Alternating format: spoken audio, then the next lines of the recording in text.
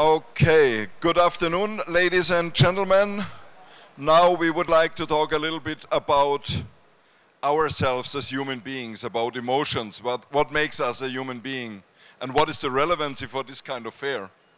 So I'm very pleased. Probably I start slightly into the subject, and I would like to introduce the subject of today, or of this speech after the lunch break. I want to talk about the power of emotions. And I would like to present or introduce a methodology which we call neuromerchandising.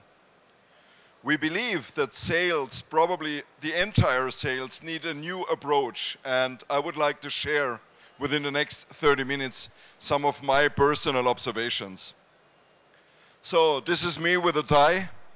I believe that the world, and at least the point of sale world, needs the power of positive emotions. And why is that? Let me go into it a little bit. I think the world is full of potentially negative emotions. Every day we have to work with certain obstacles, and we have a lot of anger and a lot of frustration, and I think there can be a better way, probably a way I would like to share with you. And give me the idea, I would like to introduce myself. My name is Bert Ohnemüller. I'm the co-founder of the Neuromerchandising Group. We are based in Frankfurt, Germany. And you know, this is my background. I really grew up 30 years ago in the classical, fast-moving consumer good industry. And I was very fortunate to have an employer like Nestle or Maggi. He was not only very demanding, but also very supportive. And I have to tell you, everything I know about sales promotion or selling or marketing, I learned there. And I'm very grateful for having the experience to work for this company. And I remember all of the stuff I see in the fair here, we dealt with already 30 years ago. How to make an impact at the point of sale. How can I use technology? How can I make a differentiation? And I remember when we made displays with materials like Debond, and I have to admit, it's amazing what happened in your industry. And so it's an honor and a pleasure at the same time that I'm able to speak here. I spent 30 years there, and I worked for a lot of brands. I'm not a scientist. I'm really somebody from the, how can I say that, from the front end. I really work there where, you know, where reality happens. And probably this is also a little bit of our approach. We don't want to talk about a theory. We don't want to talk about a recipe, how to make bread. We want to sell bread. And neuromerchandising is, yeah, probably something which is not something for itself. You know, one of the gurus in advertising is David Ogilvy. This is one of the godfathers in advertising. And he made this statement. For an advertiser, it was quite interesting, because he said, you know, it's not about creation to being creation just art for art's sake. It's about selling, and this was a famous statement. Nothing is creative until it sells. And I have to be honest, I used that for my own company, and I said, if it does not sell, it's not neuromerchandising. So this is our belief. It's about selling, it's about revenue, it's about making profits. And you know, during my journey within 30 years, sometimes I felt like being Odysseus, you know, having to fight against all the odds, the cyclopes, yeah, the sirens. It was very, very difficult, and all the time we try to explain the world based on Excel sheets. But I can tell you, after this 30 years of journey, this is not how we as human beings function. And therefore, we thought about the concept of neuromerchandising. And neuromerchandising is very simple. Neuro means we want to understand the human being, how reality comes into your mind, into my mind. And it's absolutely fascinating, because since we started 4 years ago, I can tell you I learned so much about myself, and sometimes I'm really surprised, and I'm still a learner. I am there is no difference between you and me, and we are all the same more or less, and I'm humble. I'm a humble learner, and now, probably after these 4 years, I try to understand and realize a little bit what makes a difference between being successful and probably being less successful. And it starts all with understanding us as human beings. And this is what I want to share with you within the next few minutes. A human being. Our insights are gathered from neuroscience and evolutionary biology. Sometimes I think even evolutionary biology is much more interesting because it has a huge impact still on our behavior. I will tell you in a minute. So this is neuro and merchandising. Merchandising is self-explanatory because merchandising for us means understanding the point of sale. I would guess that at least we have a certain expertise in point of sale because I spent 30 years there. You cannot survive 3 decades in a business without learning at least a little bit about it. So my partner, Achim Fringes, he made his career in retail, and I made myself up in the classical marketing business, so I think we are a good kind of team. And that's it. And the group means we have a lot of experts in terms of what is the impact of sound? What is the impact of scent? What is the impact of body language on my personal success? Very amazing, very exciting. So let me go a little bit into it. You know, the ultimate goal of neuromerchandising is the concept of being loved by your customer. Can you imagine how cool is that if your customers would really love you? If our wives would really love us, like in the early days? Probably depends on us, I think. You know, in the past I always, how can I say that, put the responsibility of my life outside. I said, you know, they made a mistake. They did not understand. Nowadays I have some other observations which I would like to share. But this is the concept, and when we imagine that, how is it if you have a rendezvous? How would you prepare if you want to meet the man of your life or the woman of your life? So this is the big question, and I think we know intuitively what we would do. I would suggest to shower probably before you go to the rendezvous, or to dress up nicely, brush your teeth, say something nice, be humble, be kind, and that's the same in the business of marketing or in the business of retail. So this is our ultimate goal, and we help our customers, the neuromerchandising customers, being loved by their customers. So enough about the advertisement. Enough about neuromerchandising. I will now share some general insights. When I started to think about these neuro things, you know, there is this huge field of neuromarketing. I had to find out that it's quite interesting because nowadays we can look into the brains, we have brain scans, we have computer tomographs, but this was one of the most amazing charts. And this is not a chart from us, it's a chart from neuroscience. And neuroscientists say that, you know, if our brain would be a computer, it is not. If our brain would be a computer, it has a very old software because the last update was 200,000 years ago. Can you imagine? Can you imagine today with our smartphones? If I don't have the latest update on my iPhone, I think I'm gonna die. But within ourselves, within our skull, we have a very old software. It could be a disadvantage. I will tell you it is not. Because it must be a very good software. Because otherwise it would not have been working since this long time. And just digest a little bit. Think about this phenomena. What kind of computers did we use in these days? Or what kind of language did we speak? Or what kind of, I don't know, information did we exchange? Can you imagine? I tell you one little secret already here. We are still working mainly on our oldest part of the brain, which is our emotional brain.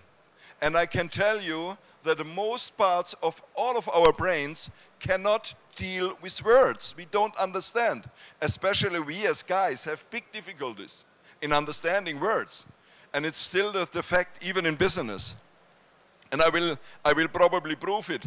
If you would think about how we would look like, there are certain changes, probably because of cosmetics, I don't know. But this is a Neanderthaler, this is one of our probably ancestrals, we don't know. But you know, when we talk about body, sometimes, you know, it's really interesting because did you know that in Germany, more than 50% of the adults have pain in their back? And if I ask doctors, then they say, yeah, because your skeleton is not used to sit. Your skeleton is used to move. What's about the brain? How does it work? So this is probably, if I may jump back, this is some insight from evolutionary biology. Evolutionary biologists say that we have spent 99.5% of our entire life as human beings in this age. Don't you believe it has an impact on us today? It has a huge impact. 95% of all our decisions, and this is also amazing and nobody would believe probably, 95% of our decisions are made implicitly. Sometimes I struggle with that because I think, who brought me to FESPA? Wasn't it my intention? Wasn't it my will to drive here, to come here? But you know what it says? You need to have a certain impulse. You need to have a certain emotion. Otherwise, probably you have no idea about what should I make a decision at all. So, I will prove that in a little, I make a little test now with you. There is an interesting guy, his name is Daniel Kahneman. Daniel Kahneman won the Nobel Prize in economy, but he's a neuroscientist. And he explained the function of our brain in terms of explaining system A. He said we have a fast, system A, a fast part of the brain, and a slow part of the brain. So we can think fast and we can think slow. And I would like to make a little experiment. What do you think? What is the emotion of this individual? He's angry. How do you know that? Who told you that? You can read a face. This picture explains everything I want to say about thinking fast. You know intuitively. And it was important for our survival because we have to know if there is an enemy or if there is somebody who is friendly. You know, we can read faces. This is one of the huge and beautiful abilities of our old brain. We can read faces. And we have a fast brain. So let me give you an example of your slow brain. What's the result here? Can you answer it as quick as you could determine the face? 17 times 24, it's easy, come on guys. 408, but I knew it, it's not so easy. But this is the exact example of thinking slow. And when I see these two charts, I always want to ask one question. In terms of our own communication, in terms of our own marketing, which system should we attract? The fast or the slow? What would you say? The fast. I agree. Everybody would agree. But what do you do really? What do you do in daily life? Do you use the fast one or the slow one? And I tell you, most of the times we are using the slow system.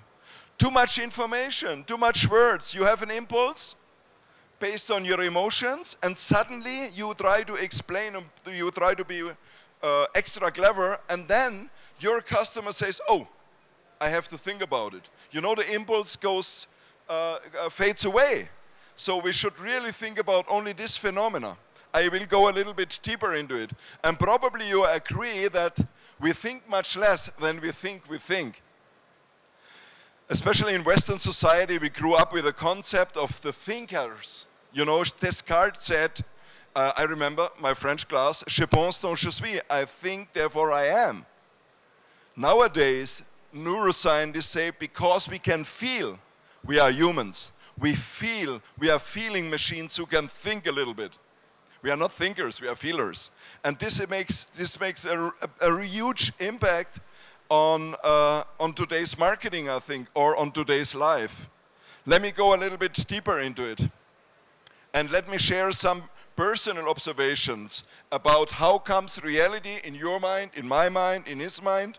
It's mainly based on our sensorial perception. Would you agree? It's about the senses. Our senses give us an idea about the world, but I can tell you, again, a big aha for myself, it's probably an illusion. Do you believe you can see me? Who can see me? You would guess, probably you think you see me, and I will probably prove to you that you cannot see me. Because seeing is not only the physical seeing. Seeing is thinking. Neuroscientists say, you know, when you see somebody, approximately 20% of the seeing is what you perceive through your eyes. 20% of your seeing is physical. 80% is thinking, is mental. Why is that? Can you imagine your brain is approximately 3% of your body weight, but it consumes 20% of the energy? And we live in days, since 200,000 years, we live in a high demand of being efficient. So thinking is not something we like to do because it's a big waster of energy. When she sees me, she has a certain impression, and suddenly her brain will tell her everything she knows about guys, the way he looks, the way he speaks, the way he behaves, and her brain will tell her, this is a good one, this is a bad one. You know the saying, you don't have a second chance for the first impression? That's right. And it's based on her experience. It's based on her cultural background. And it's based on her experience during her lifetime. So when we talk about, next time when we talk about being right, in terms of I know what I see, think about it. I think your perception follows your judgments. And if you want to change what you perceive, you should think about changing your judgment about the world. Marketing guys like to say the glass is half full. Some others say the glass is half empty. Who is right? When I have an argument with my wife, I remember this one sentence I really like, because you can always think about it. Do I want to be right, or do I want to have a happy life? Think about it. So, how reality comes into our mind? Unfortunately, the colors are not so pregnant, but you know, when you see it, it's a pink. It's a pink color. And can you imagine? There was somebody in Switzerland who invented a color, and the color name is Cool Down Pink. I don't know, we can ask the color experts from the fair here. It has an impact on your autonomous nervous system. People who are very aggressive, put in a jail like that, and we have jails in the US and in Switzerland, and they cool down. This is impossible. I experienced it at the AGFA booth. There is a blue area, a blue room, a red room. When you go inside, you will feel a different emotion. And you know what? Color is not only perceived by the eyes, it's also perceived by your skin, because color is a frequency. When I talk about business, imagine you have the right color, but probably the wrong sound. Everything is linked somehow. And there was a huge, how can I say that, experiment where they put a blind man who have never had a sight. They put a blind man into a blue room, and he perceived the room as a little bit more cold. And then they put him in a red room, and he said, I feel a little bit more warm. Is this possible? Yes, it is. And you know, colors have a huge impact on our well-being, and you see it even there. And this was something I found in the FAZ, in our daily journal. It was amazing, because when I saw that, I said, now I can stop explaining neuromerchandising, because they are already using it in hospitals. This is a unit of intensive care, you know, where you have this really awful things in terms of medicine, and look how beautiful it looks. They have organic shape. They have a light band, you know, this is a light band. Normally the patient is placed here. There is a light band, and with a light band they probably, how can I say it, they create a certain atmosphere. In the morning when you wake up, you have a blue sky, you have the sunrise, and in the evening you have the sunset, you have a certain sound. Why are they doing that? Question mark. I have an idea. Where do you recover faster? This is the typical intensive care unit.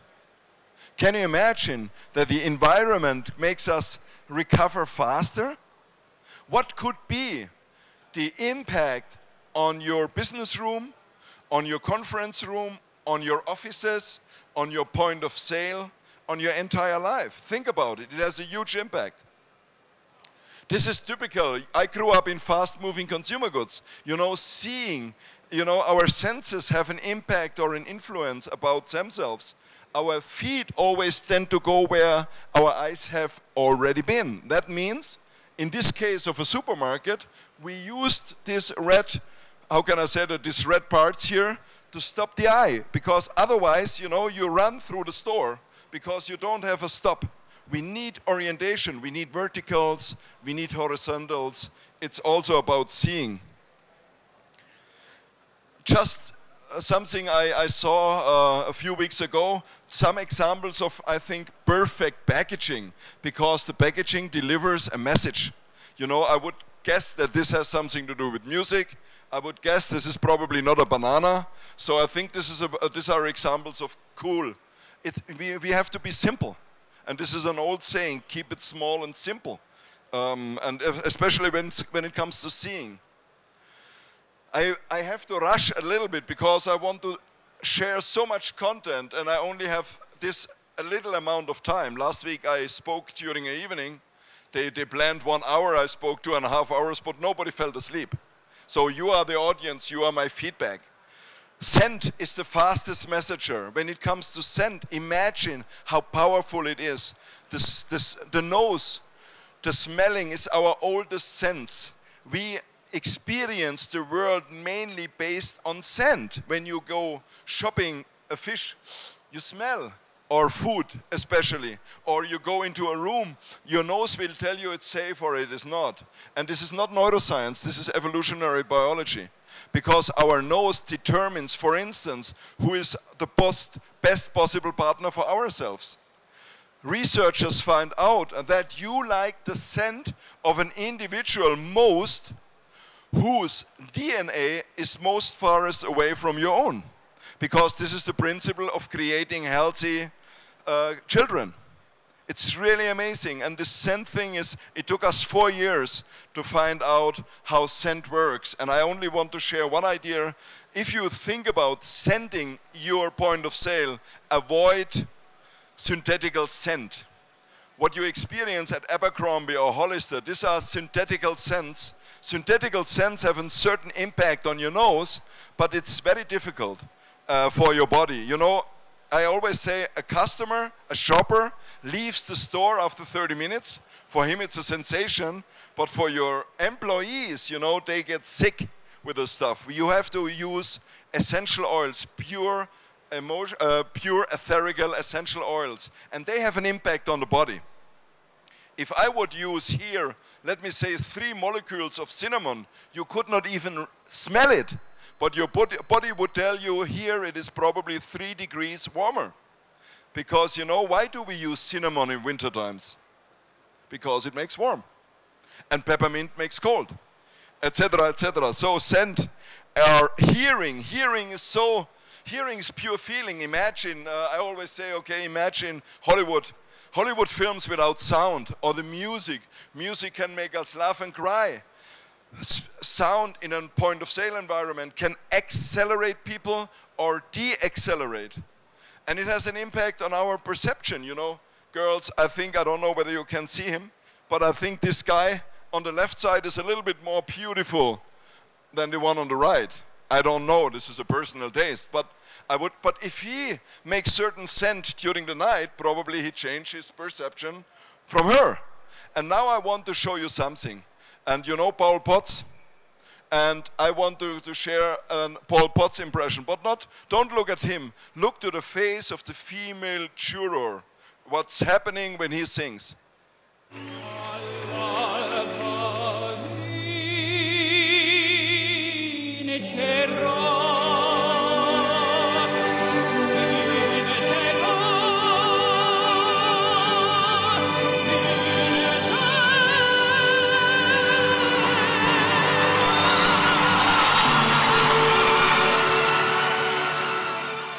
Can you see that? Can you see that? And I think, isn't this the face we want, the emotion we want to see in the face of our loved ones? And you know, when I saw this little video, it made me smile. Because I thought by myself, yes, Bert, there is hope. Also, you are not, probably you don't look as the other guy. If you have a nice voice, you still can make some points. Your nice voice can compensate. You know, you see what the impact is. So I think it's really amazing, and we should think about this phenomena. I brought some hard facts. You know, we are not here for, oh, I have to hurry up. I need a little bit more. I can tell you, for instance, this is an Edeka supermarket. We put a sound concept into the wine department, and we increased sales of wine for 20%. Or probably you know Müllermilch, this is a dairy product. We used a certain sound concept. We doubled sales in the same. This is not rational, but we are not rational. You know this. You know, sound delivers an emotion, and if it is positive, it can have a big positive impact on the revenues. Touch. Sometimes we say when we talk about touch, it's the underestimated sense. I don't have a proof on that, but I do believe that the success of the iPhone, smartphones, iPads has a lot to do with the haptical momentum. It's a big difference whether you use your finger or your thumb. And this is a different sensation. In marketing, we talk about hapticals. Everything you touch, you can learn 5 times faster. This is what neuroscience says. So think about the haptical of your product, of your folders, of your marketing. Think about it, it's so important. Think about the hapticals of your chairs, of the furniture. I show you an example. This is a haptical floor. We were the first to introduce a haptical floor in a supermarket. You know what's happening? When you go with a trolley over this haptical, there is a little vibration in your hand. Just a little vibration. You know what's happening with this vibration? Your mind, your body, your emotional system will tell you, oh, this feels like being on a market. And what do you combine with a market? Market is fresher, better, probably a little bit more expensive, but you accept. In this case, you can watch this supermarket if you want to. He opened 4 years ago based on this concept of neuromerchandising. Within this period, he doubled sales and he tripled profits. It's amazing. So, I have to hurry up. Today, one of John Barger's PhD students is running an experiment to investigate the priming effects of temperature. What we do in our experiment, we very briefly expose people to a warm or cold substance. And what we expect to happen is that that simple experience with a warm substance or a cold substance will prime people to sort of activate these feelings of warmth and comfort and the things that we've learned about since we were very young. And when we have those things in mind, those things we know will color people's judgments and decisions and their behaviors as well. I cut the video because of the time, but can you imagine that the temperature of the beverage has an impact on your feelings? I can tell you, they made an experiment, and in the one experiment, they primed the interviewer with a cold substance, with an icy Coke, and in the other experiment, they primed him with a warm substance, and then they had an interview, and the big question was, would you hire the guy you interviewed? What do you think? Would they be more positive when they have had a warm substance in their hand or a cold substance? probably it's a little bit obvious. All of them who had a warm substance said, oh, I feel a certain warmth. Your physical experience has an impact on your psychological feelings. That means if you want to sell luxury products, offer a comfortable chair. This is priming, a huge phenomena. You will find a lot in YouTube, etc. This is one of my heroes. This is one of my masterminds, Antonio Damasio. He is the modern Descartes, and he's a neuroscientist, and he proved that it needs an emotion before you can make a rational decision. Also, it sounds a little bit abstract. You know, I grew up at Nestle. They said, you know, in business, we are very serious, and in the evening you can be emotional. But is this the truth? Do you believe these people are all rationals you know, in business, and they are all emotional? No, they are not. Emotions are not a luxury of nature. Emotions are responsible how we learn. You know, once you can explain 100 times to your kids, don't do that, unless they experience, they learn. Once you have eaten a red strawberry, you learn. Your mind will tell you, sweet, red is sweet, and I don't want the greens anymore. But now, this is the most important message of today. Emotions are key to our memory. Who is married? Can you remember your wedding? I hope positively. But what have you eaten 3 days before? 3 days before you cannot remember, but your brain can. And what I tell you is because of the fact it's not emotional, it's not relevant. Imagine how much information we get every day. It would not be possible for our brain to keep that in mind. So we have a big selection. 99 or 95% is implicit, I said. And this is really the truth. Everything which is not emotional is worthless for the brain. So they give me a sign, I have to finish. Let me see how I finish. Bad is always stronger than good. Let me see, let me finish probably with two or three charts. You can visualize emotions, you know, this is somebody in love, shining. And this is somebody who is in a depression. He is nearly dead. You know, shapes have an impact on things. We don't have a competition between products, but between perception. Be very, very careful when you stereotype. Ladies, two charts. From who would you buy a used car? What would you say? This guy? This is very dangerous. He killed 26 women very brutally, and he won the Nobel Prize in math. So, to finish, I would say, I finish with a little 1 minute video, and then I'm fine, I have to stop. I already say thank you for the audience, but when you think again in terms of marketing about target audience, forget it. There's only one difference between the brain, and this is the difference between a male brain and a female brain, and this difference is big, and I will prove it here. Ross kissed me. No! Oh my God! Oh my God! Oh my God! It's unbelievable. Oh my God! Oh my God! Oh my God! Okay, all right, we want to hear everything. Monica, get the wine and unplug the phone. Okay. Rachel, does this end well, or do we need to get tissues? Oh, it ended very well. Oh, do not start without me! Do not start without me! Okay, all right. Let's hear about the kiss. Was it like a soft brush against your lips, or was it like a, you know, I gotta have you now kind of thing? Well, at first it was really intense, you know, and then, oh God, and then we just sort of sunk into it. Oh, so, okay, was he holding you, or was his hands like on your back? And, you know? No, actually, first they started out on my waist, and then they slid up, and then they were in my hair. Oh. And then I kissed her. Tongue? Yeah. Cool. Thank you for your patience. Thank you. Have a great day. Have a good fair. And my apologies for overspend a little bit. Thank you.